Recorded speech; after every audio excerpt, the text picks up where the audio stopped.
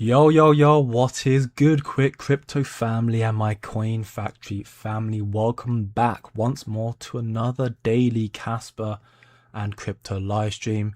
Of course, I'll be talking about some other assets as always, because it's a crypto channel, but predominantly KASPA for today. We have got some very big news. I'm sure many of you have already heard about the recent development with the notorious elusive Wallet 2 has now become Wallet 1 earlier today, scooping up 154 million KASPA, equivalent to $8.3 million, which is absolutely insane stuff. I made a post about that earlier on my Twitter. We got some other big posts as well with BGIN, which is the parent company of Ice River. They are now finally public. They announced they were going to be going public. I don't even know how long back now. I made a video on it when it happened. It's probably been close to a year or something like that. And they are now finally public. Also very big news. And then we got some big updates from the Fed as well. They had a crypto conference of sorts, payment conference today as well, which ultimately looked very bullish. We'll get to all of that stuff in this stream. As always, family, if you enjoy the content, we're doing this stuff every day. Leave a like, share with your friends, subscribe for more, and turn on that post notification bell so you are hopefully notified whenever I am going live, be it a video, be it a live stream, be it shorts that I might end up starting to do again very soon. There's a lot coming to the space, a lot to get through, and you don't want to miss out on any of the future content. That being said, family, welcome back again. We got Ziad again first, as always. Welcome back, bro. You're doing very well. Dimitar again, brother. Welcome back. My man KASPA is going to melt face at 100%. Kryptoni again. Welcome back, brother. Hope you're doing very well. And Falco, brother, and you too. Buffalo, Ben, and LB, all the regulars tuning in once more. Thank you all for being here once more. Hopefully having a great day so far and are ready to get into the content.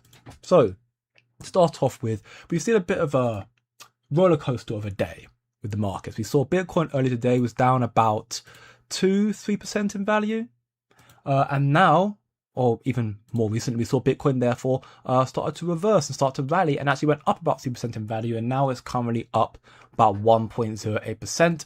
We'll get into the reasons why. It has to do with positive developments regarding Trump, regarding the Fed, also the FUD dissipating from the reason why it was dumping, which is Japan. Japan is the reason why the markets are dumping today. And then we'll get into the other announcements as well regarding more fundamentals and, of course, KASPA updates as well. And equally, some of the BEC updates as well. Very interestingly, they have formed some form of partnership with QUAI, which I think is quite interesting because if you understand crypto, you know that Quay is also a proof of work project. Doesn't therefore mean that it's going to be the same for KASPA in the future, but I know, for example, Kryptoni, he doesn't like me talking about anything else besides KASPA. He said that if the PEC was to end up coming up to a KASPA in the future, then he'd actually look into it. And I think, to be honest, in the future everything probably should come on KASPA. We'll get to that rabbit hole in a moment. That being said, we could look at KASPA right now. It's currently down 1.86% on the daily time frame, valued at 5.38 cents. Earlier today, KASPA did try its hardest to surpass that critical, well, the other critical level being at 5.5 cents, and it has struggled to break above that. It is unfortunate. For the end of the world, we're still trading within this zone right now, which is reassuring to me. I hope we can manage to hold this, and that would be a big indicator for me. But I have heard many people ask, considering the announcement today regarding this massive influx, this massive purchase from Wallet 2, or now Wallet 1, the speculated to be Binance Wallet. If you're buying $8 million for the KASPA, 158 million KASPA, how can you buy so much KASPA and it not affect the price? I'm not saying it rallying up higher. The reason why is because it is over the counter, behind closed doors. Wallet 2, or sorry, even Wallet 1 now, this wallet here bought off gate, but it didn't buy it off the open market. I thought that would affect the price. They bought it behind closed doors, hence why it did not affect the price. We can see though, if we look at some of the transactions, in this particular one here with 75 million here, we saw a total amount of 75, almost 76 million KASPA transacted, costing $4 million, costing 0.01 KASPA, and took 0.69 seconds. That's one example. The other example here, another 79, almost 80 million transaction, so $4.2 million. Again, 0.01 KASPA transaction fee and took 1 second, slightly longer, but still second confirmation time. And then the final one here, 65 million KASPA, or 69 even. $3.7 million, 0.01 again, and took 0.64 seconds. So all three instances where you're seeing over $3-4 million transacted going back and forth, it took less than a second, or a second at most, and also cost a fraction of a cent. It's again a true testament to KASPA's speed, its superiority, why I believe, and still will continue to believe, that KASPA is going to be the infrastructure for the entire blockchain world in the future. It is got the technology to do so, the infrastructure to do so, and we'll see that level up more so when you get the 32 block per second, 100 block per second, the VPROGs making it more interoperable, and then equally Dagonite making it internet chaos resistant. But that's what's happening right now. Now Wallet 2, again, now Wallet 1, they've overtaken MEXC, and they're now an Aquaman with 1.1 billion KASPA, a total of 59, almost $60 million worth of KASPA. They are controlling a lot. They just therefore mean, in a sense, KASPA becoming more centralized. You could argue that. And we don't know who the wallet is still. We have no idea. We do know they buy off Gate, they buy off Bybit, and they buy off KuCoin. Mainly Bybit and Gate as of recently. And we, as I mentioned in my video earlier that I posted on my channel, the speculation, and backed by some sources, is that it's most likely Binance, or most likely Wintermute. Based on the fact that Binance launched KASPA Futures, which was around the peak of the bull cycle for KASPA, or peak of its price, around 20.7 cents. Binance Futures launched around here. And coincidentally, around this time, every single outflow has happened at the peaks for KASPA, and every single inflow has happened at the dips for KASPA. Wallet 1 bought KASPA for the first time in March 2024. It bought 140 odd million KASPA. In fact, we can check that out right now, live on stream. KASPA Analytics right here. We can see here. We saw a total of 141 million KASPA on the 13th of March 2024. That was before Binance Futures, but it was like very gradual accumulation, not really much happening here, very, very small amounts. The moment futures go live around here, look at the steep curve. A lot more accumulation, a lot steeper, a lot more frequent influxes of capital, and much larger sources as well. And now it's not updated yet because this website's normally a day or two behind, but you're going to see a bigger spike, the biggest spike yet you're going to see in the next day or two, or even tomorrow actually, where it's going to jump up. You're going to see an extra 150 million KASPA added to this wallet, which is a very, very big deal. So in regard to what Christian Lubbock stated about 3 weeks ago now, there's a possibility and a strong belief that this probably is Binance, again, because of when Binance Futures came out, when the futures launched. The idea being is that when the largest exchange in the world, Binance, launches a future for an asset for KASPA without launching a spot listing in tandem, it allows for market makers like Wintermute to short the price of KASPA and then buy the spot of exchanges. So they're shorting KASPA on Binance Exchange and buying it off Gate, Bybit, or they're buying it off KuCoin. Now, this is a similar playbook Wintermute used time and time again, apparently, according to Marty Party, who's done this analysis time and time again. And there's therefore strong sentiment it's going to probably be Wintermute. If it's Wintermute, the idea is that they would end up, distributing their capital, their allocated fees, giving it to Binance so they can then issue a spot listing when they perceive the time to be right. Have they done accumulating yet? We don't know. You'd like to think with 1.1 billion KASPA they've done accumulating now, but honestly, nobody knows. Nobody knows. But they've bought a big sum, the biggest sum yet. So maybe they're buying such a massive amount because they're predicting a market reversal is coming through, or they predict they're going to be ones to issue and trigger a market ready for KASPA with a Binance spot listing. Speculative talk, of course, but it's a possibility. Of course, it's a very, very big deal. Also a possibility, and I'm looking forward to seeing what will happen with it. I do wholeheartedly believe that Binance will be listing KASPA. The question, of course, is whenever going to be when. We don't know when. That's the frustrating part of it. But there will be a listing for KASPA from Binance. There's no doubt about it. As I mentioned in my video as well, there's always going to be the sentiment from traders and investors in the KASPA community is this listing going to be too late? We are currently 21st of October going into November. Market's still not really moving right now. People are either calling a bear cycle already or, bull cycle coming any day now sort of thing. And I mentioned in my video that as an investor or a trader in crypto, it is of the utmost importance for you to just, I wouldn't say give up on it, but stop being so solely focused on the typical 4-year cycle narrative. Because the 4-year cycle narrative has been a narrative because of macroeconomic trends that have also been following the 4-year cycle. To be a successful investor, and this is what I have learned, You know, again, it's my own opinion, not financial advice. You do what you've got to do best for you. But for me, what I have learned is macroeconomic trends makes you a more successful investor. And that is what drives the market. And I've showed this post a little bit before yesterday, but I've showed it to my VIPs as well. This is from a company called SwiftX. And this institution here is telling their clients the traditional 4-year crypto cycle is breaking down. The cryptocurrency market has long been guided by the 4-year cycle, centered around Bitcoin's halving event. Historically, the cycle followed a predictable path: a supply shock due to the halving, a bull run, a peak, then a bear market, and accumulation phase. We see that time and time again.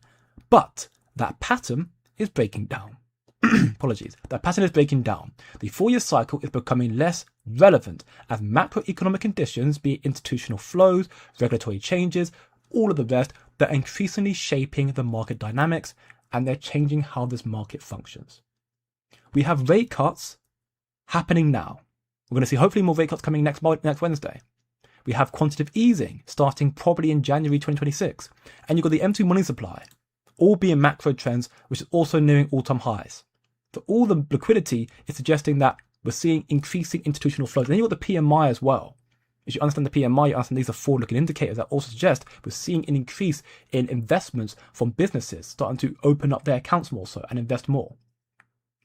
So we're seeing all the macroeconomic trends suggest we should start to see an acceleration right now. So if that is the case, then the belief that a bear cycle is going to come in the next month or two is misguided. If that is the case. Got to play it by ear, of course, confirmed, but it's looking very, very likely that we're not going to see a 4-year cycle, but we're going to see a macro cycle that could extend into 2026, be it Q1, Q2, however long. Again, we have to wait and see. But again, this is the sort of information that I've covered to my VIPs. Been doing this for near a year now with the VIP group, actually. And we've learned a lot more in there. I've posted a lot of information in there as well. So if you want to find out extra information and also benefit in trading as well, we've got 2 ongoing trades right now with Flowkey and F, courtesy of Chart Flows. And last week had an absolute bang of a week last week during the market Black Swan event as well, funnily enough. Had a very good week. If you want to find out more stuff regarding trading and alpha documentation, learning more, getting ahead of the game, check out the VIP, all links down below in the description. Join for 3 for 7 days or equally for a month with BYDFI.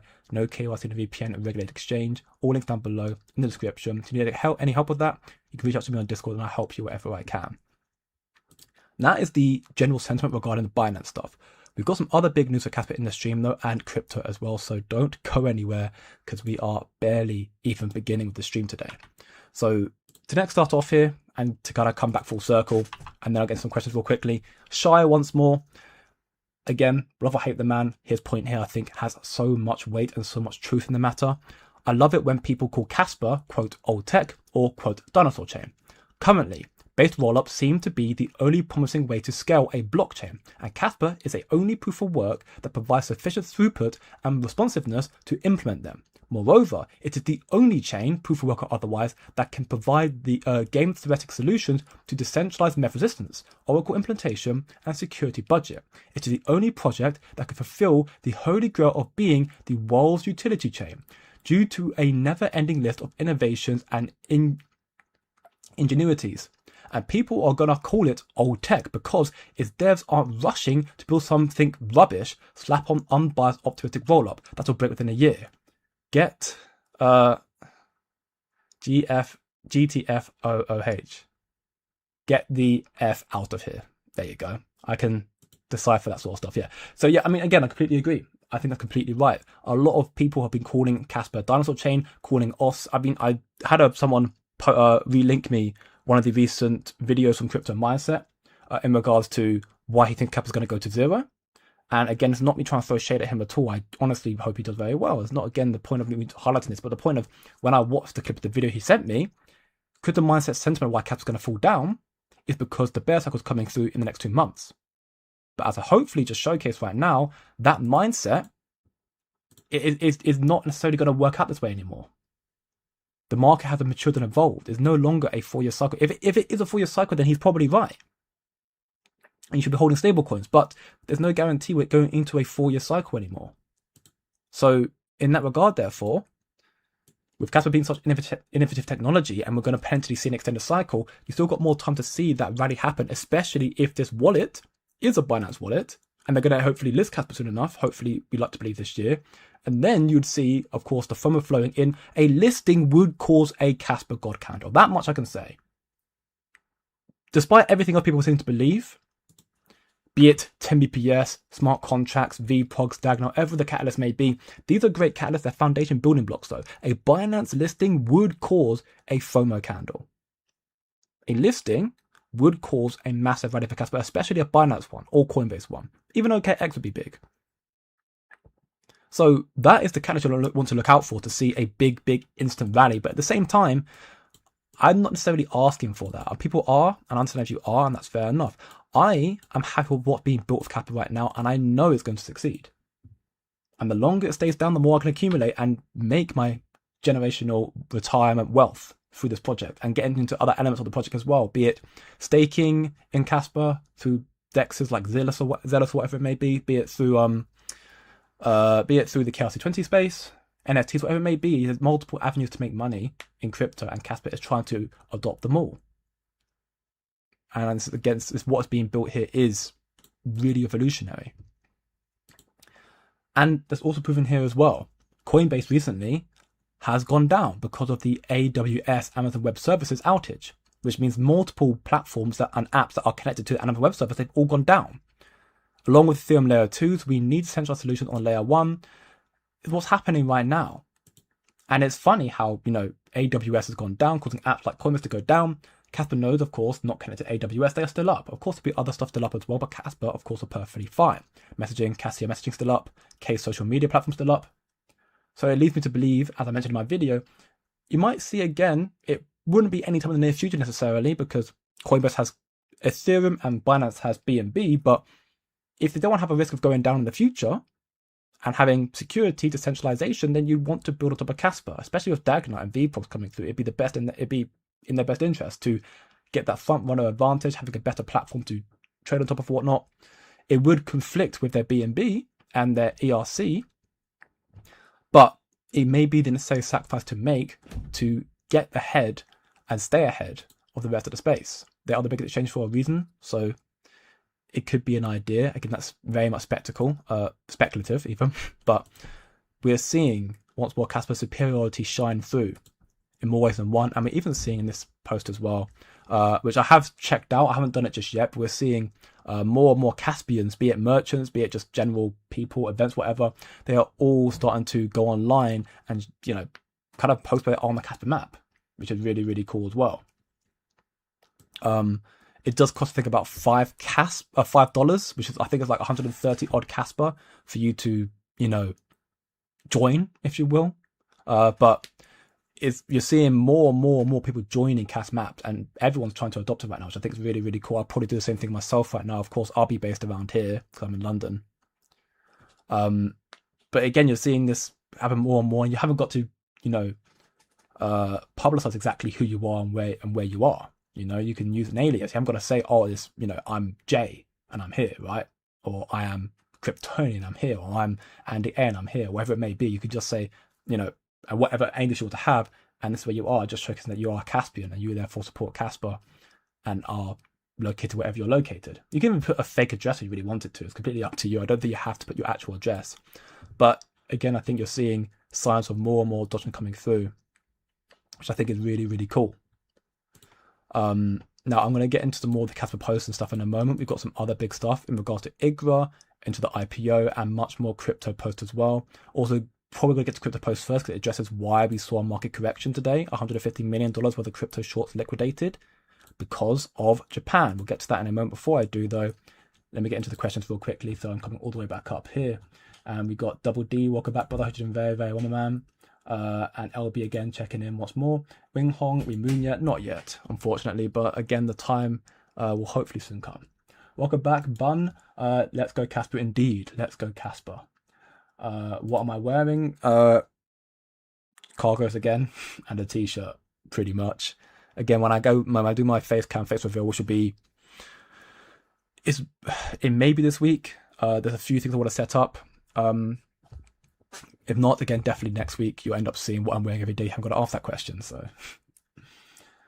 Welcome back, Jay Honey, bro. You're doing very, very well, my man. I'm from I'm Wallet 7 from the bottom. Love to hear that, LB. Welcome back, AW. We need another big Casper discount. I'm sure there'll be ample opportunities, although 5 cents Casper for me is still very much a discount, but I'm sure there'll be other opportunities as well to come through in this space. The one thing you want to do there, and one thing that my institutional documentation showed me as well, is you don't want to try and time the bottom anymore. I mean, you still can try DCA and whatnot. I'm not saying don't do that, but the idea of timing the bottom and, you know, pump and dump type of thing, that is starting to quickly fall away, and that narrative is moving away quickly. Hoping to be able to buy another couple of 1,000 Casper by the end of the week. Knowing my luck, it'll burst above 5.5 cents before wage powder hits my account. Honestly, that's a mood. Very much a mood. Yeah, I feel that. We get early play capacity down for a little bit longer. Welcome back, baby daddy. Just waking up from sinus surgery. Oh gosh, sorry to hear that, man. To this news about Wallet 2, people better wake up and realize Casper ain't Cod's wallet. Also, side note, I'm on board about 6 people who have helped me board more people. Let's go. I mean, that's great stuff. Again, onboarding more people onto Casper. It's fantastic stuff. Keep spreading the word about Casper, man. And hopefully your sinus surgery will, hopefully you're feeling better soon, my man. Hopefully you are. Welcome back, Geek. You're doing very well. Let's go indeed, my man. It's always been dictated by a liquidity cycle. Yeah, that's the thing. People are under the conception that it's following the 4-year cycle because that's how Bitcoin halving works. And it is, but it isn't. That's how the macro cycle has done. The macro cycle has followed the halving cycle for the past, you know, almost 20 years now. That's how it's functioned. But it's always really been a macro cycle. And we saw it, as you actually look into the document here, it says here, many argue the 4-year cycle effectively ended in 2022. That year, we saw a clear correlation between the stock market bear market and the crypto market bear market. Both markets accumulated and corrected to the upside in 2023. This is further evidence that crypto has entered a more mainstream correlation with global macroeconomic conditions. Today, the market appears to be guided by more by macroeconomic policies than by crypto native patterns. Again, one of hundreds of documentations I have in my VIP group, but it's, again, institutional confirmation here that crypto native patterns are no longer how you succeed, or it may not be how you succeed anymore. They'll still be relevant right now, but they're becoming less relevant. The word they're using is less relevant. And now you're going to have to look more so towards macro conditions to end up succeeding and making your gains, to understand how the markets are functioning. Why the market's correcting right now is because the macro is because of Japan. So if you're not understood, remember back to when I first started streaming, funnily enough. Bitcoin, August 1st, 2024. All the way back, a trip down memory lane. Gosh, what a trip that is. Looking back to August 2024 around here. So around this, I started streaming here, funnily enough, for Bitcoin at least. Of course, Casper's come down more than that. But around here, you saw the Federal Reserve, Jerome Powell, hold and not cut rates when every other nation in the world was cutting rates. Jerome Powell held. Japan, however, they changed their monetary policies. And this change affected the yen carry trade, which resulted in a week's period of time, Bitcoin correcting 30%. That's quite a lot for Bitcoin. In that span of time, Casper corrected a lot further. Casper corrected about 40%, and then, you know, made some gains back, but 40%. That was because of the yen carry trade. Right now, we're seeing Japan becoming more hawkish. So therefore, they're trying to basically increase the value of the yen, which is going to affect the dollar. And those who are basically taking out a loan in yen to basically use that as leverage for the United States market, if the yen starts rallying, they're going to lose money. Well, that's more or less how the yen carry trade works in a very loose sense. You should definitely look it up if you haven't done so already, what the yen carry trade actually is. But that's what happened back in August 1st, end of July 2024. And what we're seeing right now is Japan are, you can see from the Japan treasuries right here. We posted from Cast Media here. They're starting to rally because Japan are aiming to be more hawkish, start to tighten their monetary policies, which therefore hopefully strengthen their currency.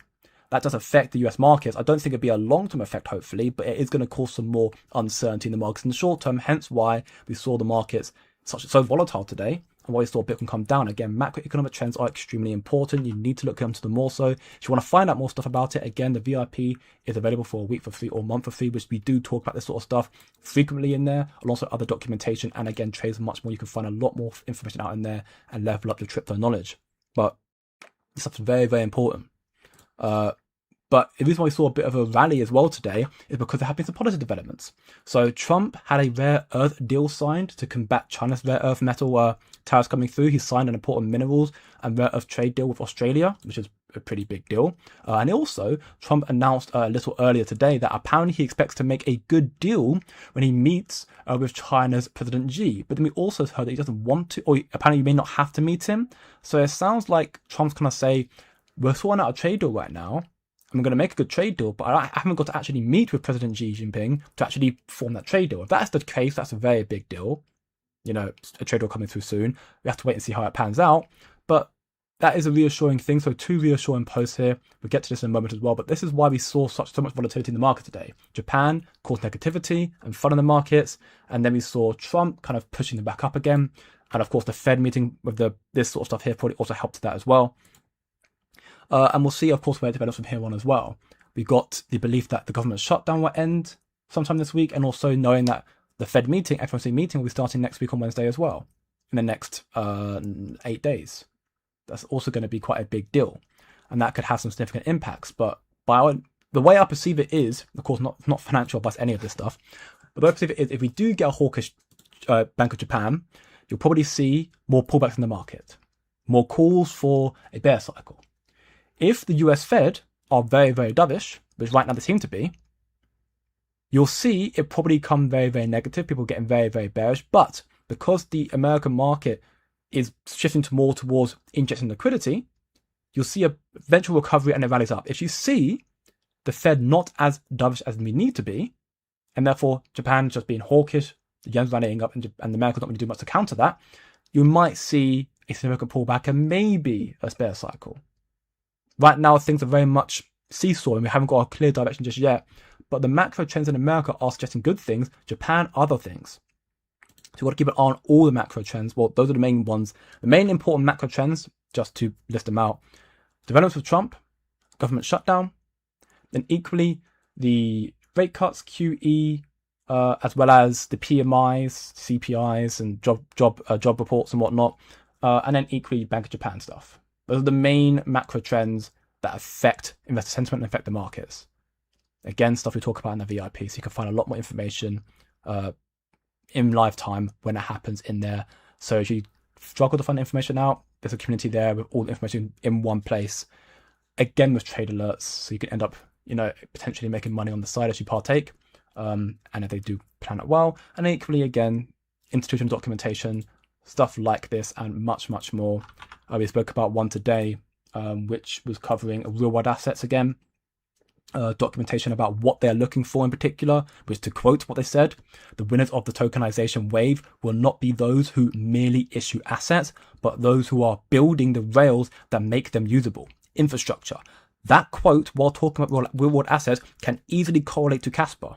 Because KASPA are not merely issuing assets, they are building the rails to make assets usable. They're building the infrastructure.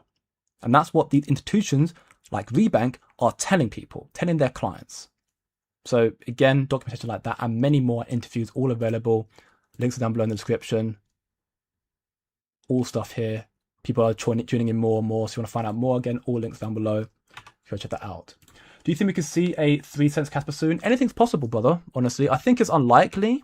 Although, again, I'm going to say that. I think it's unlikely because it's definitely been a critical level of support for KASPA. It depends on Bitcoin. If Bitcoin cracks down to the sub 100k zone, which is still a possibility in my belief, then yes, you'll probably see KASPA come back down below 4 cents, maybe 3 cents. If Bitcoin found the bottom here, which equally Bitcoin's bottom for me is either going to be here or it's going to be here. Depends on the macro trends. If Bitcoin finds the bottom here, like it just did, then I don't think it will do. If Bitcoin ends up coming back down again and finds the bottom down here, then a lower than 5 cents KASPA is definitely possible. Got to keep a close eye on it and play reactionary to the markets. Give it into YouTube, Brett. You're doing very, very well, my man. Answer when face reveal. In the next 10 days, next 9-10 days, you will see a face reveal. I'm not sure exactly when yet. You will know when I do it though, because the stream will have the title, and at the end it will say face reveal. Or face cam, whatever it may be, whatever I can fit into the title.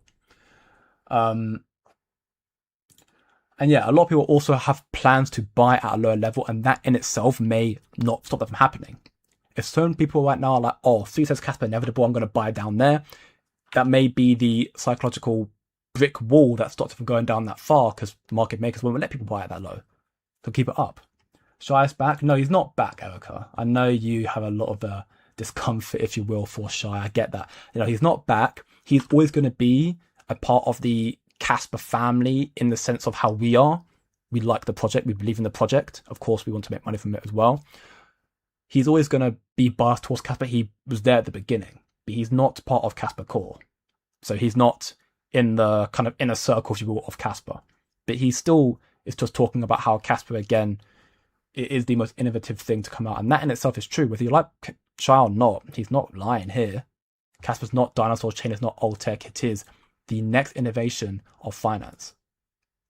What projects do you see migrating first to the KASPA networks? Very good question. I mean, you've already got Okta trying to do it in extent. I think you'll see a lot of the innovative small caps who think they can leverage KASPA will do it. You'll see that happen first. In regards to potential big caps or bigger projects, I think Zebek, again, I'll show the post right now. As you can see here, Zebek just announced a custom Quay network debit card is here. So not necessarily a partnership in the exact sense. It's just kind of what's the word I'm looking for? Marketing, kind of just the Quays are slapped on the top of the Zebek card here. Quay Network and Zebek have teamed up to bring crypto spending to your everyday life. Spend your crypto instantly, IRL, anywhere, MasterCard accepting it. Again, Zebek have a partnership with MasterCard, quite a big deal, of course. And you get your own custom Quay debit card. So it's not really Quay integrating with them, but it's publicity for Quay on Zebek, which I think is quite a big deal. You might see similar stuff to KASPA, and maybe in the future you see Zebek on KASPA. The first project for me right now will probably be Okta. They're already kind of doing that anyways. They have got some good correlation. The next from that, who knows? I think you'll see, I think it will depend on the work of the KEF, although people's faith in them is definitely dropping off more and more and more.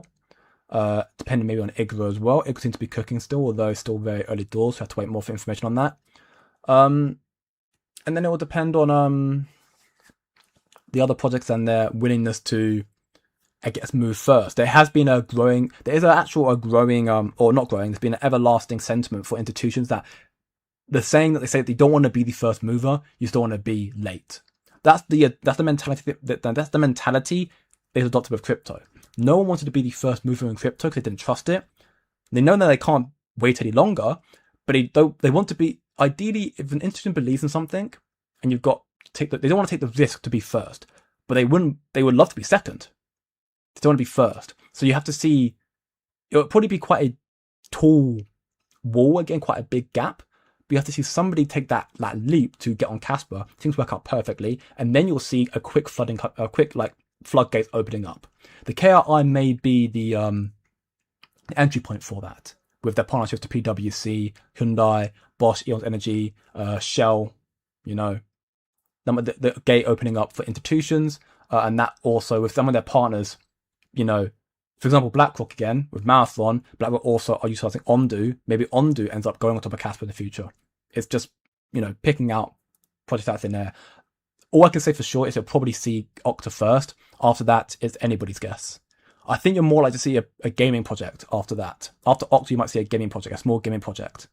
And then you might start seeing the finance chains. I'm not sure because I've also seen institutional sentiment saying that there won't just be one chain, and I do believe that. The same way how you got, the internet, you got HTTP, but there are multiple other protocols that existed before that. You'll see KASPA being one of them. You might have the XRP Ledger being another protocol. You'll see maybe ERC20, Ethereum being another protocol, although that probably be short-lived. You'll see Ondu, another aspect, XLM, maybe Zebek, again, just picking names out of a hat right now. Tau might have his own. I think Tau's a good shout. I think you might see Tau to an extent coming to a KASPA. I think it'd be a good idea as well. Look at that node map earlier. Was weird seeing a little green dot on my house. Yeah. I looked at it earlier. I was like, do I want to do that right now? I was like, you know what? Not just yet. I think it's better off if I do a face reveal first before I start showcasing where I actually live. Welcome back, Sweet Ant. In my opinion, KASPA, XRP, SHX. I'm not too sure what's SHX. Let's hate X. Stronghold. Interesting. XLM, Block V, not heard of Block V either. A Quant are ready for face melting rises in the next year, particularly ISO 20022 compliant assets. I do agree with ISO compliant assets 100%. The migration is happening next month with Swift. I do agree with KASPA. I think XRP is just a very, very big project, so it'll do very well regardless. And it had a partnership earlier today, or their like partner company, whatever. It's called what's it called? It's I can't remember now. It's like Everstone or something like that. They basically had a company today that is trying to accumulate $1 billion in XRP to basically make it a public XRP treasury company on the Nasdaq. They did that today. XRP just have so many big connections and they're forming more partnerships that I think XRP is just going to do well. How long it will last for, again, that's what everyone to debate, but it's got connections. That in itself will keep it alive. XLM, similar argument in that regard. I think XLM do very, very well. They've got deep connections to Franklin Templeton, which I do think is a very good thing. Quant, we spoke about Quant today actually in my VIP group. There was a very, very big interview with the CEO, Gilbert Verdium, which only came out like 3 or 4 days ago, which has got barely any views. And in that interview, he confirmed that their banks are basically ready, which is big confirmation. So I agree with Quant, I agree with XLM, I agree with XRP, I agree with KASPA. Not too well versed on Stronghold, and equally Block V. I'm not too well versed on Block V either. So I cannot ascertain to those two. They're very, very small assets, so much higher risk, much higher reward. But I can agree to the rest of those at the very least. I think KASPA for me is the strongest one, of course.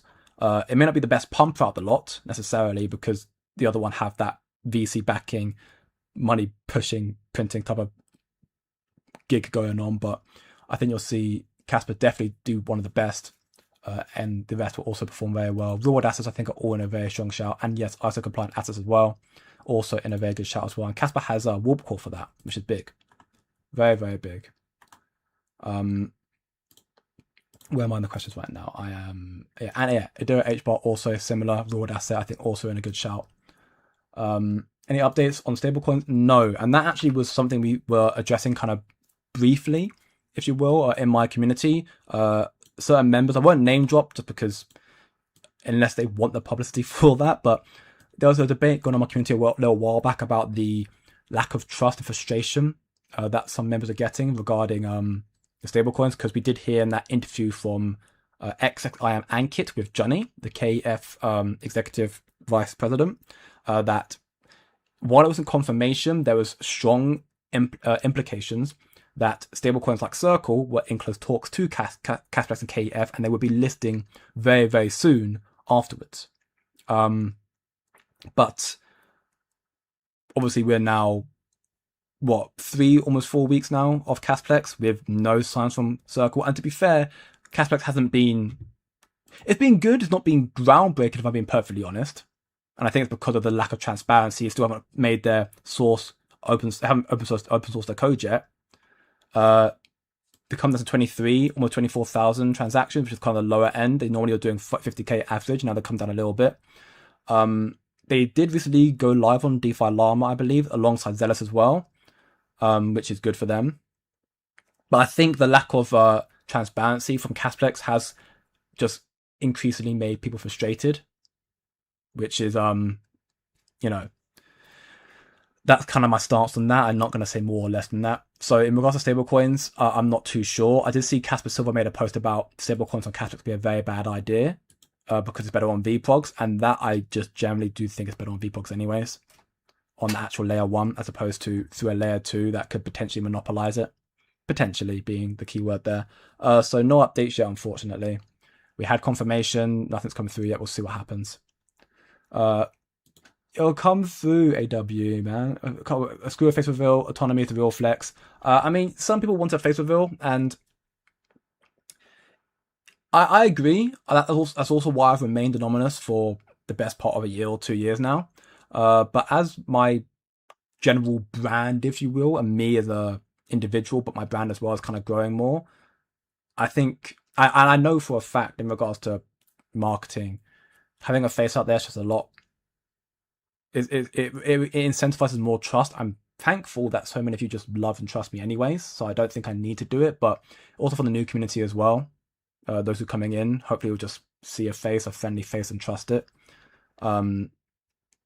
My only concern, and it is in the general sense, my only concern about it is someone like Mr. Miles taking my face and starting to joke around with it using AI. That's my only concern right now with using a face cam. But seriousness or jokes aside, yeah, I mean, I will end up doing it.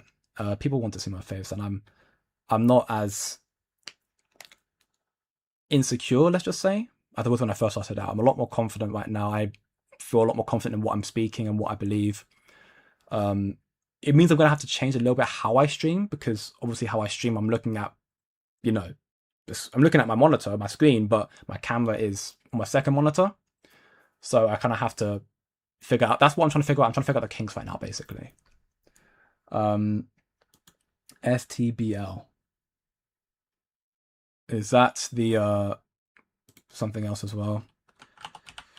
Not heard of STBL either. Welcome back, G Thangs. How you doing? Very well, my man. Word on the street is Xi Jinping has lost power, just a figurehead now. No idea. Not going to get down that rabbit hole though. Definitely not. What did I miss? KASPA at $1 yet? Not yet, Johnny. Hopefully soon enough. Although the question of when is the ever elusive question. Nobody knows for sure. So STBL is a real world asset backed stablecoin. I mean, yeah. Although it being a stablecoin, it's a stable coin, but it's not valid. I mean, I guess real world asset backed, I guess, but okay. Okay. I mean, it's interesting. Maybe I'll look into it a bit more so, but I'm not well versed with this at all. Also, that does not, again, I'm not too well versed with it. That doesn't incentivize me a lot of confidence, seeing that the top 10 own 80%. That's pretty crazy. That's the inherent risk with anything that's centralized. Of course, I say that. I know, for example, like Zealous, their Zeal. I know they've got a very weird distribution with it. Actually, you can check that out. Let's check that out real quick. But I think Natural actually own. I think Natural ones have the keys to that, which I think is a good strategy from Zeal. Because if Natural own the keys, if it means you've got to then trust they're not in cahoots with each other, of course. But yeah, you got 65% from the cap bridge, so it's not.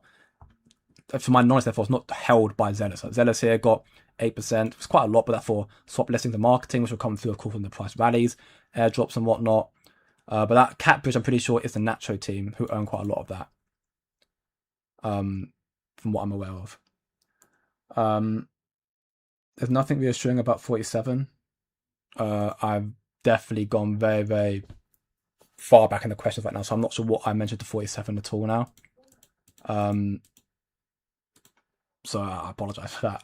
Japan was giving out 0 interest loans. Yeah, Japan's just basically getting people to spend money right now. Kadena is over. Official announcement. Oh, is it? I knew about it, never really got into it. But I mean, yeah.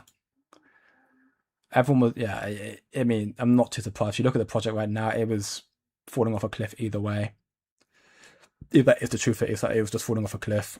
Came back in the last cycle. It's just not made any significant moves since. Yeah. Plummets and company shuts down. There you go. So, sad to see. Very sad to see. Sad to see from the perspective of it being, a project that goes down. And again, it's just understanding, proof of work, just understanding, again, the inherent risk of doing your own research and knowing what you're holding. Wow, I've got a lot of questions today, damn. I'll buy some 3 cents KASPA. I mean, if it comes to 3 cents, then yeah, I mean, I'll definitely be scooping up some of them, but there's no guarantee I'll go down that low, unfortunately. I met a developer from them and he quit 2 years ago. I mean, yeah, crazy stuff, honestly. Known to say face reveal, safer not to. Yeah, true. It's definitely safer not to. But I'm not particularly that fussed anymore. I think it's not a bad thing. So many people do face reveal, and I don't think it's that. Like, when I was first doing it, when I didn't have as much confidence, I was like, not so sure. But yeah. Binance will go down in history for not listing KASPA. I completely agree, Phil. Yeah, so Beck also is one that I have talked about. That's something that I've mentioned in my VIP group as well, about being a very, very strong asset. There are quite a few that I mentioned in my VIP group. like Cashback, like Ondu, and there are a couple of, well, there are a few others in there as well that I think are very, very strong. I mentioned Quant as well. Others are very, very strong in there that I think are going to do very, very well, which I have got a Google Doc in my VIP, which you can go check that out. Again, as you tune into the VIP, join for free for a week or for an additive month with BYDFI. You can get access to the whole community, the VIP stuff, the trades, the VIP information, the alpha documentation, 24-hour support pretty much with me. You could just chat to me whenever you want to, or even see Crypto, who is the other member in there, who's got some good TA analysis and whatnot. And you can access the documentation with reward assets and stuff in there as well. All information again. Check that out. Links are down below in the description and on my homepage. 7-day free trial, all that sort of stuff. And all the live streams are done, by the way, every week on every Sunday on Monday. They're all recorded and re-uploaded there as well, so you can even watch them all back as well and find out the information of what we missed. After VPOG, I've seen many transfer into KASPA. I think, logically speaking, it makes sense and you'd like to believe it will happen, but again, adoption takes a long, long time. So I'm not expecting anything quickly, but I think you'll start seeing eventually people start transferring to KASPA, definitely. Velo, I've heard a lot about Velo. I'm not personally in it, but maybe it does well. Balance for this KASPA, in due time, but I'm sure it will do. XRP is a CBDC, yeah, I agree. XRP is the rails of the coming digital financial system. SHX looks into it. It's going to be huge, possibly X money, and also Ripple has invested in Stronghold. Don't miss out. I mean, yeah, I'm very well versed in XRP and its kind of connections to the financial system and whatnot. They've got connections to Bank of America and many other, global superpowers and whatnot. Their stablecoins also done very, very good for them as well. So I'm expecting XRP to perform quite well and have got their first mover advantage as well. Whether it be, again, that's what I mean. I think XRP is going to be a potential rail, but I don't think that the idea that we're going to see just one definitive rail, I think is also misguided. We've had the dollar for a long, long time. This new incoming financial revolution is not going to be just one world reserve currency and one financial rail. It's going to be all on crypto, but won't all be going through KASPA or going through the XRP ledger, at least not immediately. When the first initial turning point happens, you'll see multiple protocols coming to the forefront. And then you'll see them fight for superiority. And then it comes down to the tech and also then comes down to the partnerships, which XRP has the partnerships. KASPA, for me, definitely has tech. And the tech will bring in more partners. I think XRP has a good shout just because of their first mover advantage. I don't know how long they'll go on for, but again, that's up for debate. And yeah, I know Krypton definitely does not like proof of stakes, and XRP is one of the key ones in that. Do all layer 2s mean centralization? Typically, yes. Typically, yes, because it's the nature of how they are launched. Nature how they're launched, they all claim decentralization, but if there's a small team of people who are kind of controlling the whole thing and how it runs, it's centralized. Like how KASPA runs is decentralized, because even though it's a small dev team, if you will, that's controlling how it functions, the technicals behind it, anyone can join KASPA to join as a dev. You haven't got to go, you can just message the devs, be like, I want to help out. And they're like, okay, here's the GitHub, join in. They're not screening people like that. But most other projects, you have a small centralized team, like Zealous, for example. Zealous, they're being acclaimed as a DeFi, and they're doing a lot of things to try and build trust and whatnot. But Zealous, technically, I mean, they've been very transparent, so I'll give them that transparency I love, but they are centralized.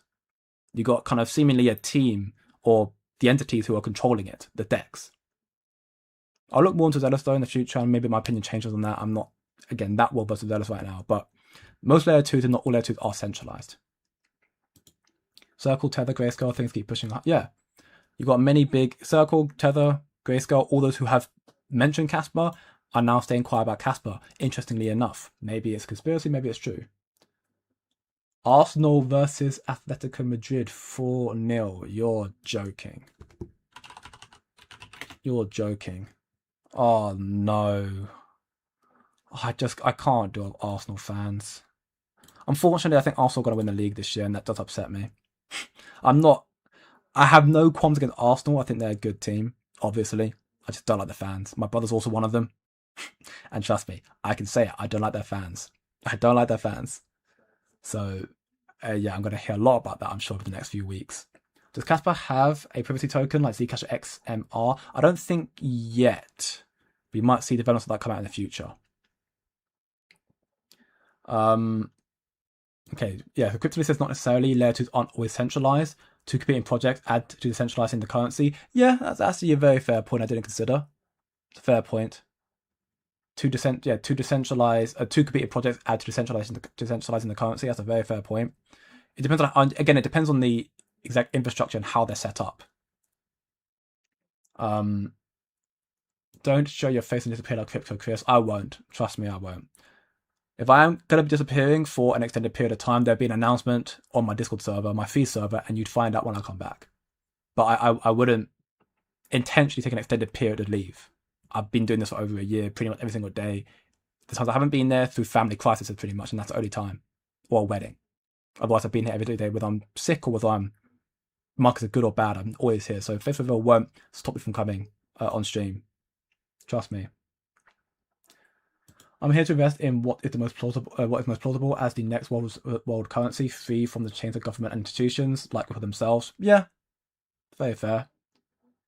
XRP insiders will dump on you. That's also a big worrying, a big concern, because XRP supply, over 50% of it is controlled by the insiders and the employees in the team. So they have a good possibility. I mean, Chris, what's his name?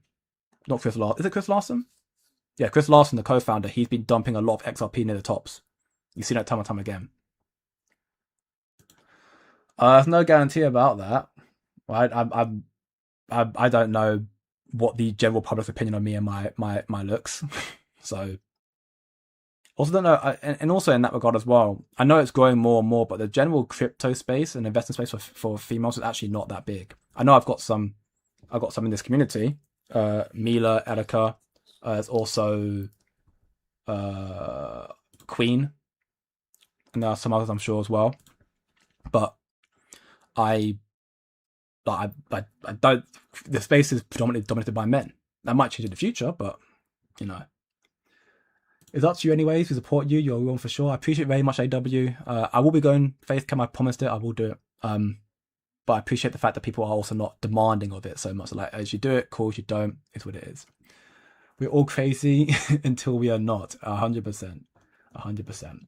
Right, so I'm almost out through the questions right now. Yeah, I know, crazy stuff right now. I'm all through the questions, but let me get into some more of the content right now, because it's been about 20 minutes of me asking questions right now. I love you all, but let's get to more of the actual content right now. So we'll do a small recap, those who are tuning in right now. We covered the fact that, again, Binance, or the alleged Binance wallet 2, now wallet 1, has scooped up 154 million KASPA, equivalent to $8 million worth, which is their largest purchase ever. And we believe this may be potentially a trigger that they're going to start listing KASPA soon. Again, that's speculative. We don't know just yet. The sources here are further evidence to support the fact that it's probably a Binance Wintermute wallet, which I made a video on that on my channel earlier. So you want to have a short recap of that, also available right there. We then went through Shai's post here about how KASPA, the sentiment of it being a dinosaur chain or old tech is ridiculous. It is new, innovative, and it's going to change the world. Coinbase is still down because it goes on AWS, Amazon Web Services, and it's just not ideal. KASPA can fix that. KASPA nodes have not gone down, and with Dagnut coming out in the future to be, it will be even better and even more internet chaos resistant right now. We're seeing more Caspians getting online, showcasing where they are and showcasing their support of KASPA in different regions of the world right now, pretty much everywhere around the world, especially in Europe and in parts of America, also filling up a lot more. And then we get into the next part of the KASPA post before we get into more of the... Actually, we also got into the fact that, again, Japan is the reason why the markets are correcting right now. We did see a bit of alleviation of the negative price action due to Trump in the trade deal with Australia and also with China. But markets still very much are volatile right now. KASPA's down 2.85% right now. Bitcoin's not really moving right now either. It looked better earlier this stream, now it's coming down. So that's going through the small recap. Now getting into the next part of the content right now. IGRA Labs, I made a new post here. Shout out to Merlin Nobody for creating a great open source tool for IGRA node monitoring. So you can see here, IGRA makes a centralized KASPA layer 2 possible. We built open source tools to make running nodes accessible to everybody, which is a really, really big deal. We did hear in regards to nodes and setting them up. Flux recently announced they're allowing the creation of KASPA nodes for their website or whatever. That's really, really good news for people to set up nodes, whatnot. The problem is it does make it a bit centralized if you do go down that route, but it's still a way to get more adoption. So it's kind of a double-edged sword. Great for more adoption, bad for centralization. But either way, I like this, and I think right now IGRA are still very much, I'm actually still got a lot more kinks to work out. still very early, but they're taking the right steps to making sure that everything is very transparent, which is going to incentivize a lot. I think right now my sentiment is when IGRA do go live, they're going to have significantly more transactions than Casplex. Because while Cashback were early and they had the capital and the money to push the idea of stablecoins and whatnot and these other partnerships and whatnot, and they've all been good. Like, I think Cashback haven't done a bad job. I don't want to say they've done a bad job at all. I think they've done a decent job actually. But for the Cashback community, our biggest qualm, our biggest focal point has been transparency, and we've not seen that enough. That's the biggest issue. IGRA have been much more transparent, and as long as they keep to that, when they end up going live, I think when IGRA does go live, you'll see a lot more people partaking in that. You could also just see people waiting for VPROGs, also very possible. Again, we'll have to wait and see, but IGRA here doing some good work there. And equally, we've got here from Zelcore with the world first multi-asset ecosystem here. Zelcore, I'm trying to remember where I know them from. I remember them being quite a big entity in the crypto space. I can't remember exactly why I know that. But Zelcore here now just said, did you know KASPA, Casplex, KRC20 tokens, and IGRA testnets are all live on Zelcore, which is a very, very big deal. A whole article about that here as well, which I also will be relinking, or if I haven't done so, I'll be linking it in my free Discord server. So just for reference, if you're not a part of my free community, forget the VIP for a second. Of course, VIP are always show and praise more so, but if you're not part of the free community, definitely check that out. Play just a chill chat, learn more about KASPA, no strings attached. You can find a lot more stuff in there, and that could be your entry point again to learning a lot more through the WAP as well, if you decide to. But that's Zelcore here. Pretty cool stuff then. And then to the other, finally get into the part of the title as well, BGIN IPO, which to my knowledge, BGIN is the parent company of Ice River, the mining company has been mining capital since pretty much since day. They have finally gone public on the Nasdaq. You can see here, October 20th, 2025, Division of Corporate Finance. This is to certify that on October 20th, 2025, the Nasdaq Stock Exchange Market, the exchange, received the BGIN Blockchain Limited, a copy of the registrant's application form 8-A 12B for the registration for the following securities. So, okay, maybe I'm mistaken. Maybe it's not the case that they have finally gone public, or whether they are now about to. I'll have to quickly fact check that and double check that. Maybe they haven't gone public just yet, but they have now finally filed for an IPO. Although I want to believe it is the former, because I'm pretty sure that BGIN Blockchain Limited, they filed for an IPO a very, very long time back. Let me see if I can find it in the Discord community right now. Is it in here? Is it in here? Yes, it is. Yeah, so it was back on the 3rd of March. Yeah, so it was in this roundtable here, which I haven't got the timestamp for, unfortunately. The roundtable here on the 3rd of March, 2025, where Wolfie had dropped some interesting information regarding the 10 BPS migration, the Phantom type of wallet coming soon, which already out, and then also mentioned that the BGIN Blockchain Limited had a $50 million IPO that'll be going through this week. So that was back in March, and now we're seeing seeing in October. So that's 7 months later. Had a $50 million IPO, and it's only now got to the stage here. So it took a while, but yeah, I mean that's good news. It's good news, definitely, and hopefully it'll bring more eyes towards BGIN, therefore being to KASPA as well. It could be a snowball effect in that regard. And then to then quickly pivot into the other news here, Zebek made a post here in response to the Federal Reserve, just saying the Federal Reserve's first Payment Innovation Conference marks a new era for digital assets and payments. If TradFi is to evolve to ScaleFi, collaboration and the adoption of interoperability payment rails are essential, which is why I think Zebek is a decent asset, a real asset that can tap into these markets with the connection to USDC Circle, to MasterCard, to JP Morgan, and many other massive institutions here. And in that regard, therefore, we've got some posts in that. Elliot Tevitt, former Fox Business journalist, announced big news out of the Federal Reserve Payment Innovation Conference this morning. Governor Chris Waller announced the central bank is proposing a new type of limited access master account, or what he calls a skinny master account, for all legally eligible institutions to receive direct access to the Fed's payment rails, so they don't have to rely on partner banks. That is, pretty big deal, I'd like to believe. Whether it be positive or negative centralization, it's still a step to support crypto. So you could take that with a pinch of salt. With the setup, they wouldn't access all the services of a full master account, like the ability to borrow from the Fed. Importantly, every legally eligible entity could get one, and the legal rules for eligibility wouldn't change. So it just means that with this, those entities would have, therefore, the ability to go through the Fed effectively to get it maybe a bit easier. Essentially, this new master account would allow the Fed to green light innovative banks, including fintech, stablecoin issuers, and other payment companies. But I think that's huge. So again, giving more clarity in the space. It's a big deal for a Custodia Bank, which is I think that's not Kathy Woods, that's Cynthia Long's company, and Kraken, who of course is one of the few layer ones that have actually listed KASPA as well. That could be a big deal.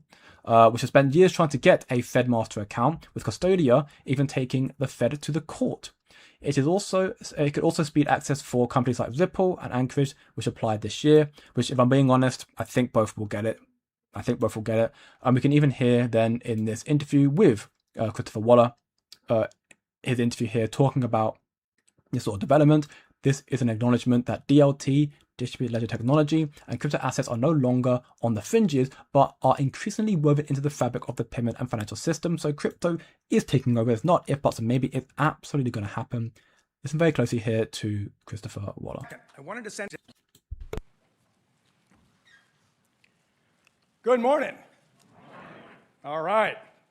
Well, thank you, Susan, and good morning to everyone. It's my pleasure to welcome you to the Federal Reserve Board for our first Payments Innovation Conference. My objective in creating this conference is twofold.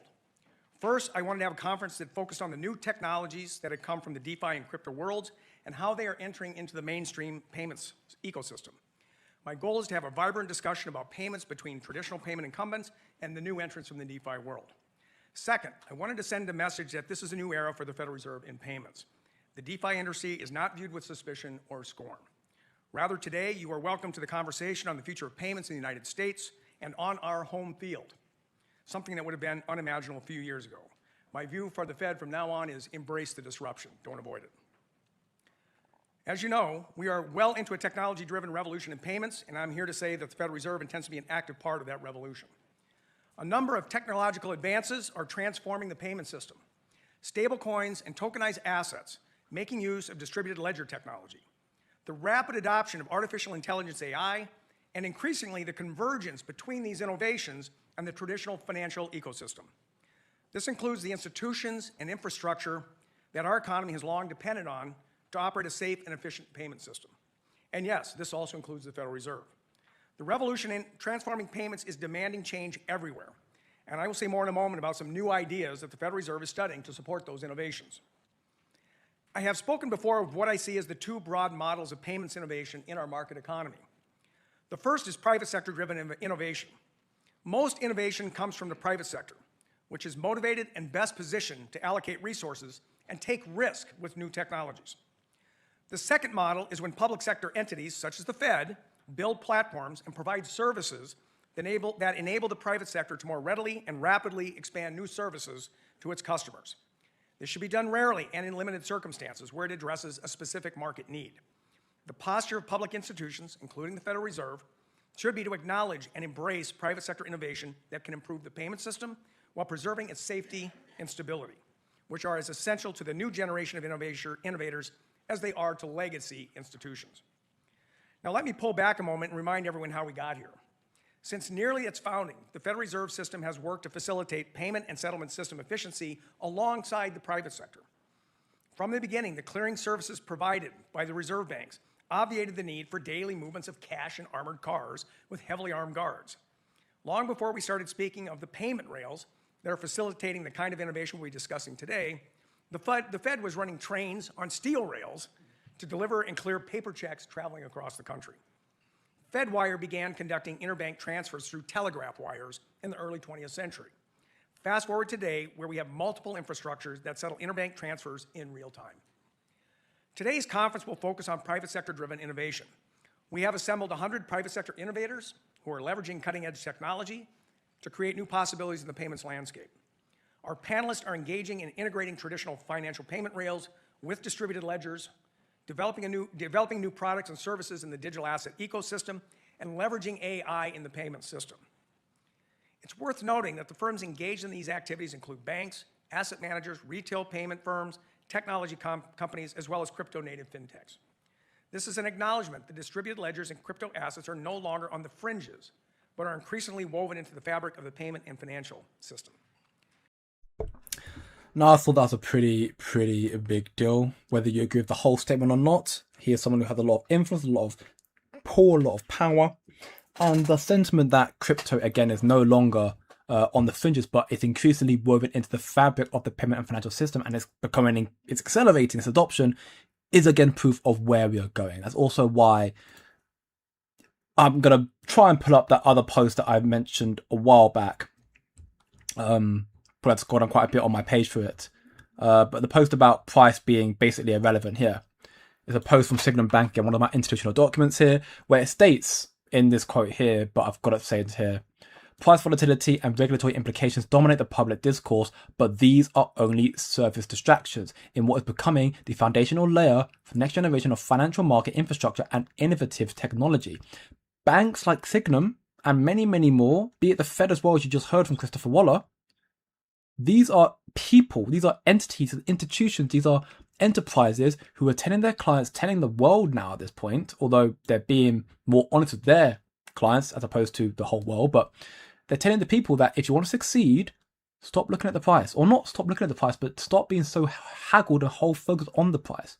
Understand what's being built and adopted, and therefore what will come with it. That's again why I stay true to KASPA, because as it comes to it, KASPA is the most innovative technology out there and the only proof of work chain or early project otherwise that can provide game theoretic solutions to decentralized MEV resistances, Oracle implications, and security budgets. It is the only project that can truly change the space. That is not just a new project with a new face on it type of thing. KASPA's not going to be the only asset. There's going to be multiple winners. There might even be 100. KASPA for me is one that's going to definitely be one of them. You'll probably see XRP and XLM and Zebec and HBAR and SUI and Ethereum and all the other ones have their limelight, their star in the spotlight. They're going to all perform well. They'll all probably end up winning.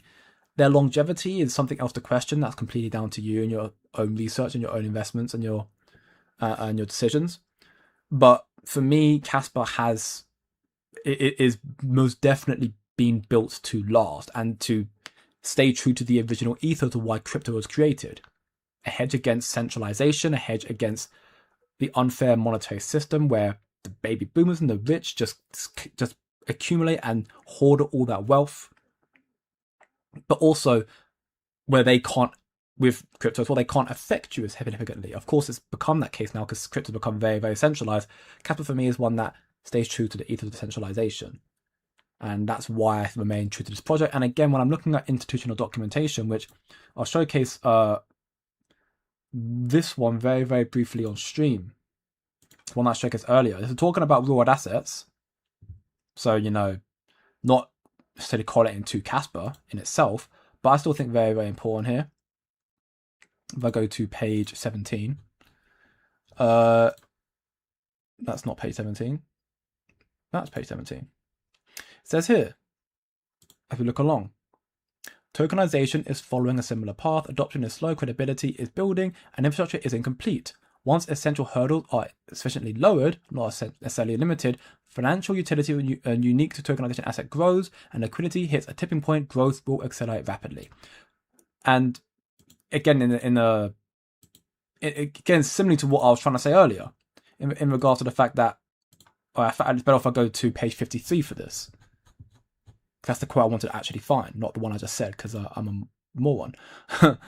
The implications is clear. The winners of the tokenization wave will not be those who merely issue assets, but those who build the rails that make them usable. Infrastructure. That is what is going to win. Standardized issuance, frameworks, integrated custody solutions, deep liquidity pools, atomic settlements, and compliance by design is key to unlocking growth. Those are elements that some projects, like Ripple, will have already or are building right now. At KASPA, it's very early, but all these sort of elements by design, compliance by design, KASPA has that, it's decentralized. Other elements like this sort of stuff is being built right now, and it's growing increasingly more and more as time goes on. Again, documentation like this, all available in my free Discord server. Posted that earlier today. Link down below in the description. You can learn a lot more, level up your trading game, investment knowledge, get ahead of the market, again, making money on the side all through there. Go check that out if you choose to. Or the free trial, again, have a little peek behind the curtains. If you don't want to pay the money, that's also completely fine. To get to the last few questions before we wrap up for today's stream, the end said we should buy every time Wallet 2, now Wallet 1 buys. I mean, I wish I had that sort of capital. I'd have as much money as Wallet 2 or Wallet 1 now if I had that sort of capital. I know you're not saying buy the same quantity, but even then, like, I ran out of dry powder. I keep continuously trying to stack up dry powder. I keep running out of it. It's ridiculous. Welcome back, G. Thanks. Keep up the great work, Quick Crypto. Your voice is part of why KASPA keeps growing, and a spot on the wall of history for KASPA will be yours for sure, brother. I appreciate it very, very much, man. And I mean, yeah, I'm doing this not for that sense, but it is nice to feel the love from you all, and knowing that what I do does seem to matter. And if, and more so even when KASPA does make that historic run, and people end up realizing what they either left or what they've been holding the whole time, then yeah, I'm sure it won't just be me. As much as I am the channel, this is the community. It's a family. So we'll all be here at the same time. We'll all have our accolades, our names, spots on the wall of history, getting into KASPA early and spreading the love about the project. Yeah, XRP tokenomics is very, very interesting, to put it one way. Bitcoin is old tech. It is beta. Smart money is going to use retail as a liquidity, sadly. I mean, yeah, Bitcoin is old tech. That's again why KASPA is kind of the new element of that. You know, that's why Ethereum came out, tried to do what Bitcoin did, couldn't do it. XRP similarly tried to do it, couldn't do it. Became centralized to try and achieve that. It's the drawback to it. So while Ripple's technology and the stuff they have going on, it could be good. You're basically putting your whole trust into Ripple. So all Ripple and XRP is, in regards to pretty much every other project in this space, is what our current monetary system is, but online. That's pretty much what it is. I'm saying that knowing full well that I hold these assets as well, by the way.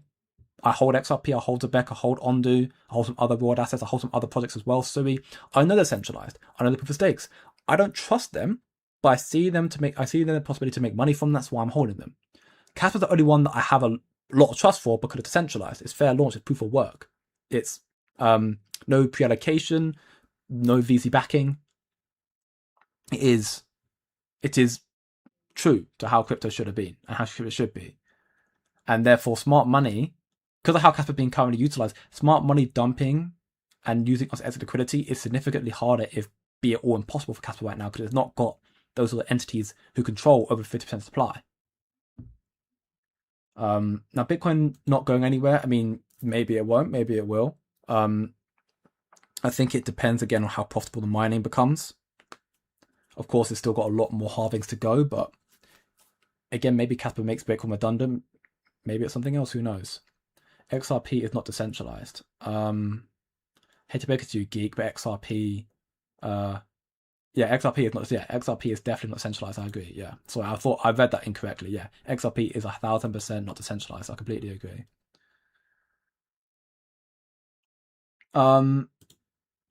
Its use case is removed by stablecoins. Yeah, yes. Except the use case to XRP would actually be with their Ripple stablecoin they created. If they get a lot of adoption of Ripple stablecoin and a lot of transactions go through the XRP ledger, XRP is the gas token for the XRP ledger, so that'll create demand for it. So I agree, stablecoins kind of remove the necessity for XRP, but if stablecoins go through the XRP ledger, if XRP ledger gets adopted as a protocol, as a layer 1 chain or a blockchain, that would end up bringing demand to XRP. Same thing for KASPA, right? If KASPA's layer 1 gets adopted, then you see more demand for KASPA because you need to use KASPA as a gas fee on the layer 1. Therefore, you have to buy more KASPA, demand goes up, price goes up. Same argument for XRP. It's just, again, XRP has the partnerships, but it's the centralization that puts people off, understandably, amongst some other things as well, I'm sure. Following the money is definitely a smart strategy, and that's what a lot of people have done. I mean, that's what I've done to some extent. That's why I'm also done quite well. But again, there's a difference between following the money and following blindly. There's nothing wrong with getting an XRP and that sort of stuff, but it's understanding the risks and adjusting your risk tolerance. Like, my understanding, I hold these assets. I'm not sure how long I'm going to hold on to them for, and I haven't got too much into them because I am worried about the risk of them just dumping on my head. but I also be taking on the way up and maybe DCing on the way back down again. It depends. But like the money is definitely flowing into the assets right now, but doesn't mean it's going to be that way for the future either.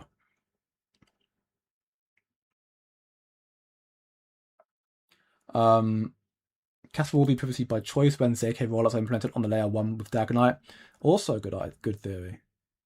Firstly, couldn't a wallet be made that auto-generates and throws away addresses with every transaction, much like we have a credit card? I feel like it would solve the privacy issue. I don't know the answer to that. I've not properly digested that question to think of an answer for that. I mean, I'm sure anything's possible in theory, right?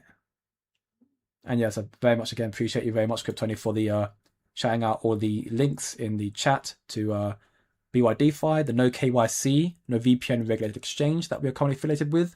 Check that out, and also with that, get a 1 month free trial to BYDFI. If you do that, let me know on Discord, and I'll help you get started that ASAP. Quickly double checking now if anybody has actually joined that. Not that I can see, no. So if anybody joins that, then let me know, and I'll get you set up with a 1 month free VIP to here as well. You've got BYDFI though, many benefits in that as well. Free Discord server, equally the VIP, and then on Twitter as well. I'm posting a lot more on there right now. You can find access to some of the information that I post to my VIPs for free on there, and just keep up with all the recent KASPA updates as well in there. If you don't want to go through the Discord, that's also perfectly fine. Maybe look into Versen and yeah, I've looked into both of those two. I know who they are.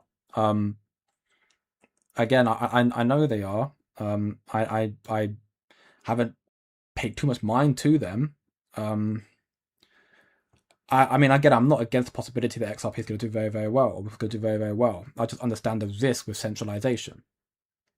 You know, it's the exact same risk we have in the real world right now. You know, if you, as a individual, give your money to a bank and you put 50k into a bank, let's just say you put your 50k into Bank of America, whatever, or JP Morgan Chase or Barclays, or if you put a significant amount of capital into the bank and you want to take it all out at once, they typically will tell you can't do that. That's the exact same issue you'd have with a company like Ripple. In theory, because they're centralized, they can control what you can and cannot do. That's the issue with that. And again, because they're insiders inside it, they can just dump on your head. You should exit liquidity. Those are the issues of centralization. I'm not saying anything's wrong with XRP per se as a asset or whatnot, but I'm saying the risk of centralization is a very, very real one that people like. There's going to be in the future a mass crypto culling event. I don't think XRP is going to be one that gets cold, but many of them are going to get cold because they're either just copycats from other projects or they're centralizing their rubbish. You've seen it happen with Monero, and again, the understanding that with these projects here, looking at assets like XRP, like Ethereum. I mean, these assets here are ones that, while some of them suggest they have got a set supply, Ethereum's infinite. XRP has a set supply of 100 billion, only 59 billion in circulating supply right now. Because they're proof of stake, they can print more whenever they want to. There's no the insider team controls the supply, so they can decide if they want to print more, if they need more. That also does leave an inherent risk of devaluating the value of XRP going forward. Assets like Bitcoin and KASPA, that can't happen because it's decentralized and the community would stand strong to not force that to happen, and it causes a hard fork. It's not feasibly possible. So again, I'm not downplaying XRP and the role it may play in the future. I'm not, at least. Other people probably are. I'm not downplaying that, but I'm just, again, highlighting the risk that comes with centralization and understanding you've got to make sure you know what you're holding. And yeah, also very true. Most, if not all who are in KASPA, don't really care for XRP. I am probably one of the few content creators who I'm in both, but I also understand my audience. That's why I don't talk about XRP here. I do occasionally highlight it. I do hold it. I never made a video on this channel, and that's also because XRP videos are normally very badly received because a lot of it is just maxi rubbish in more cases than not. But I do see XRP as a good asset, an asset that will do well, in full honesty.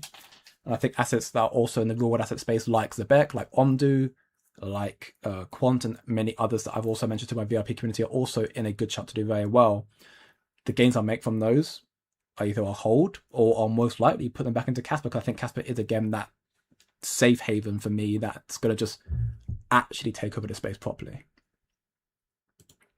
Yeah, that's what I seem to believe as well right now, LP. I think, again, it's mainly due to the lack of transparency. If Catholic were more transparent, I would have got into it. Everyone used Casplex, had a go on it. It seemed cool, but because people don't understand the source coding right now, and maybe Shy raised enough concerns to people have to second guess it, people are just like, I'm not so sure. Like, I've used a little bit of Casplex. I thought it was cool. I'm not really got involved into it. I might get back into it again, but at the same time, I'm also inclined to wait to IGRA. Just personally. And I'm not trying to downplay Casplex. I do think they've done a good job. I just wish they were more transparent. That's all it is. And the comment made by a member of the community, I think it's a fair one. The talk about Circle and other stablecoins coming on seem to be a way to bring more publicity and traction to their platform, but without the promise of it actually happening. It's not happened, you know.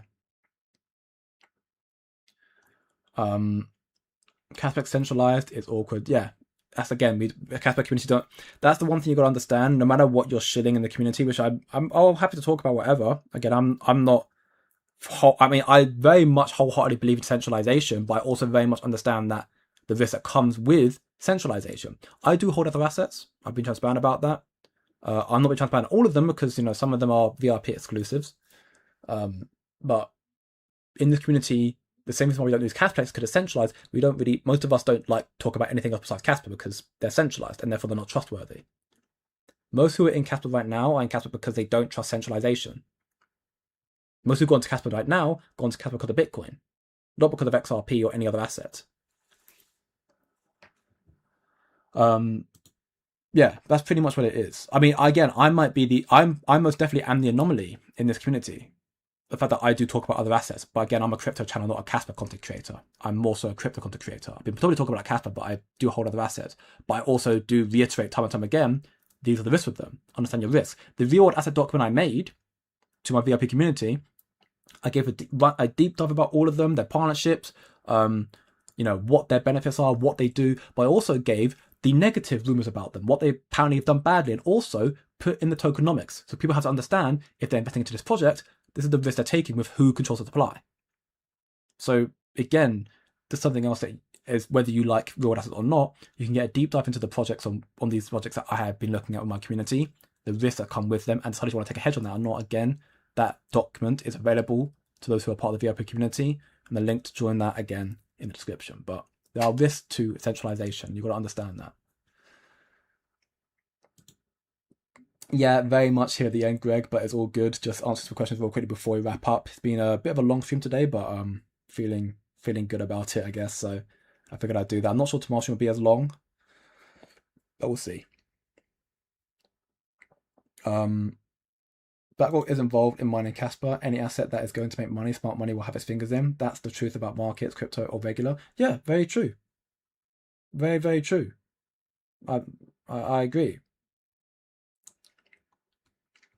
And then Mr. Masters tuned in.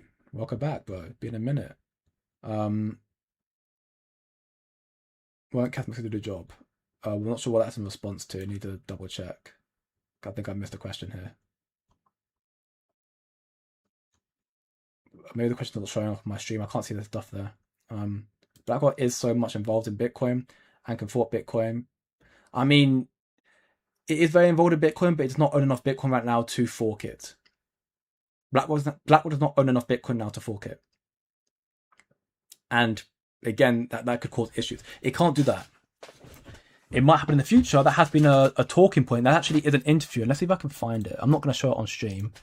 Let's see if I can find it. Bitcoin. I don't know if I'll be able to find it in my stream like this. No. Is that one? Oh, it is. Wait, is that actually it? Is that it? Oh. Oh, no. I'm pretty sure that's the post I wanted as well. This account got banned. Oh, that's sad. Okay, well, let me quickly look it up. But basically, it was an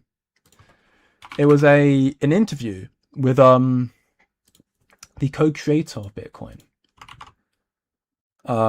saying that Bitcoin is going to down a centralized path. because corporate boom raises thought and locks nationalization concerns.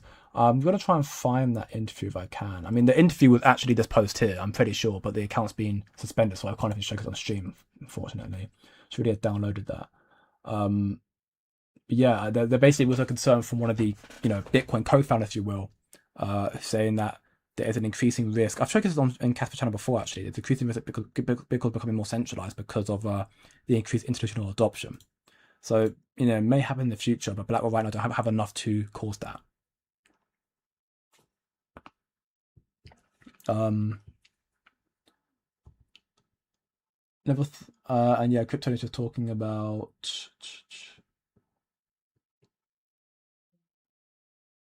trying to figure out why the public will adopt anything that's big corporation push over KASPA. But things like consumers using Microsoft Apple instead of GNU.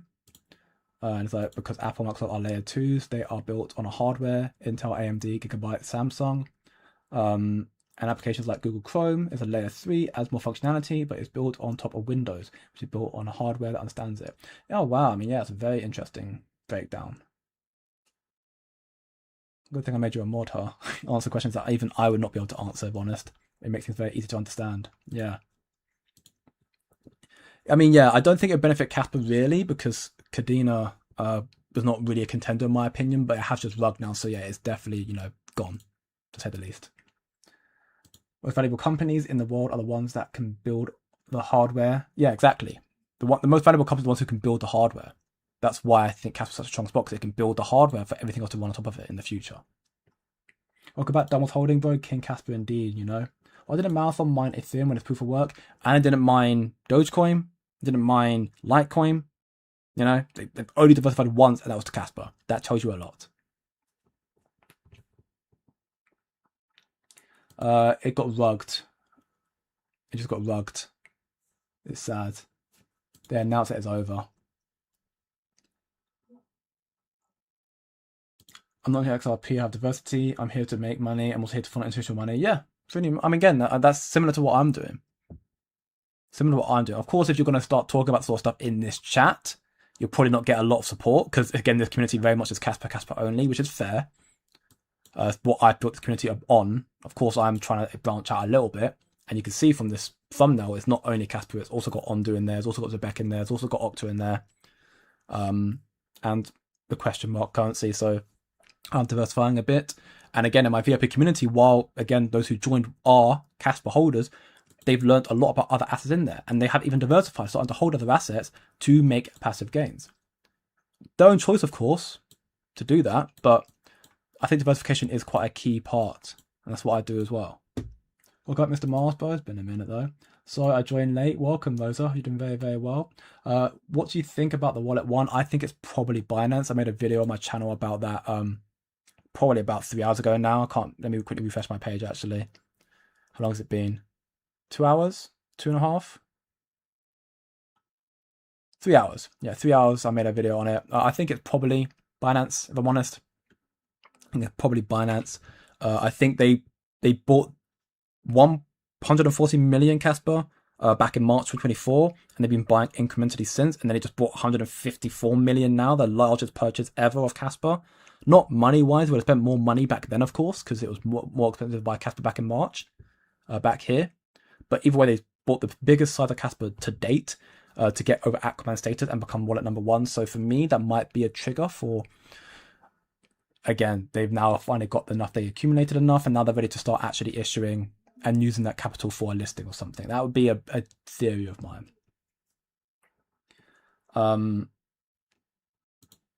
And yeah, also very, very possible and very true. Gold is an important asset. Yeah, it is. And right now gold is dumping heavy, which is interesting. After doing such an incredible run, it's dumping quite heavy, which could be a sign that the risk off sentiment is just more towards risk on, which is great for crypto. In El Salvador, they use an app called Chivo, where they're able to pay bills, kind of like PayPal, but they're also able to buy Bitcoin. Once I go there in November, I plan to talking about to representatives about KASPA. I'm assuming you're going to say. Great stuff, Jose. I'd love to hear that. And yeah, keep sharing the word about KASPA. And yeah, honestly, some companies are more developed, or countries are more developed in regard to their crypto adoption. All will catch up in the future. and it's our job to help guide them in a sense as well. I'm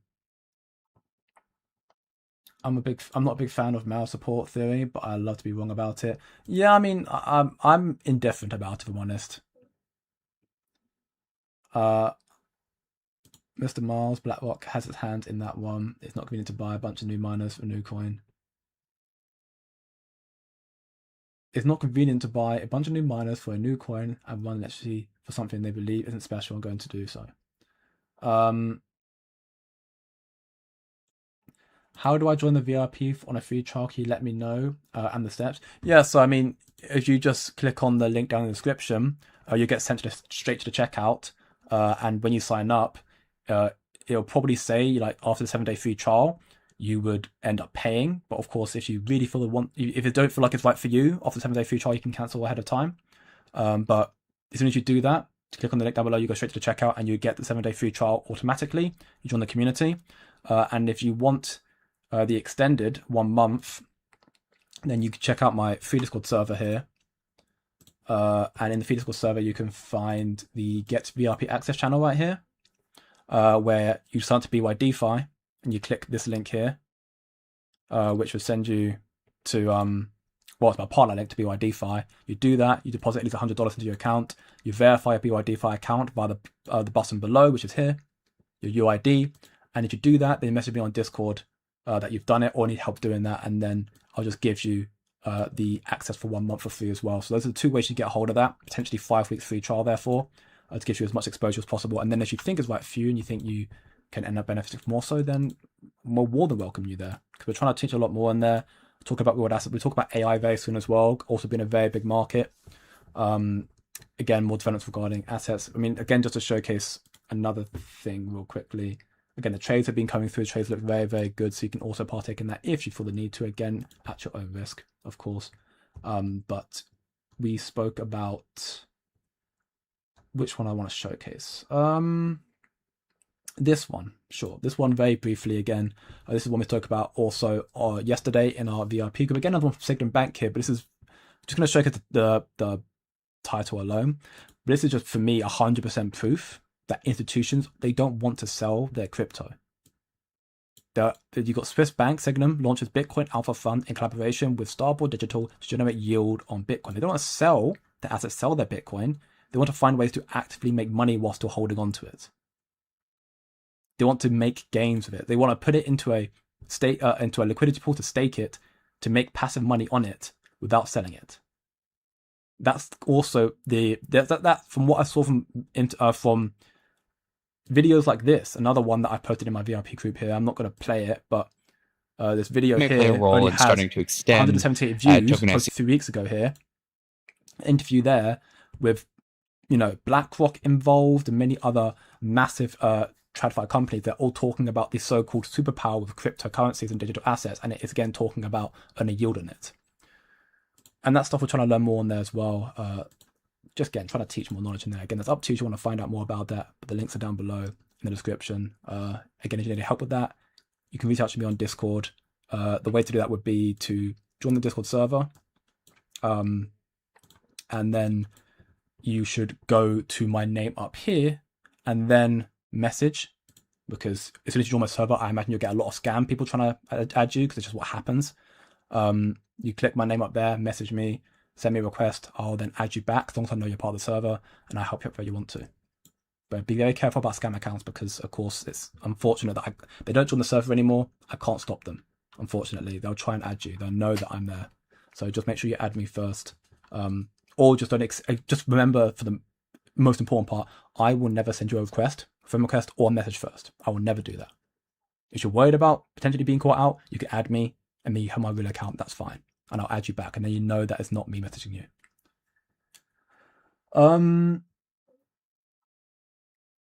Okay, well, with that being said, I do believe that something about, oh yeah, there you go. So, yeah, Tony, thank you very much, posting about CASMEX from the X-Line podcast in the general Discord server. Again, that's the benefit of the community there. Everyone's just trying to chill chat and learn more about it. So you don't want to join the VIP, you join the free trial, that's perfectly fine.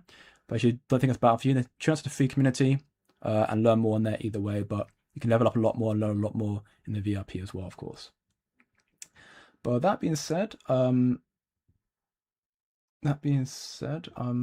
just look for more questions real quickly. But I think that does conclude today's KASPA Crypto Livestream family. If I missed anything, then I apologize. Just get back to me and ask next time round. That being said, welcome, Chris. Unfortunately, catching the latter end of the stream, but hopefully you can watch on playback or catch us in the Discord server, or equally catch us next time as well. I'll be streaming tomorrow at the usual time. That being said, family, if you enjoyed the content, leave a like, share with your friends, and subscribe for more. Turn on that post notification bell so you don't miss out on any future content and knowing when I go live.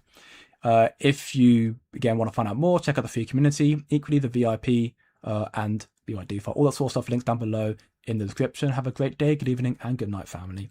See you all in the next one. Don't be emotional, logical, and take care now.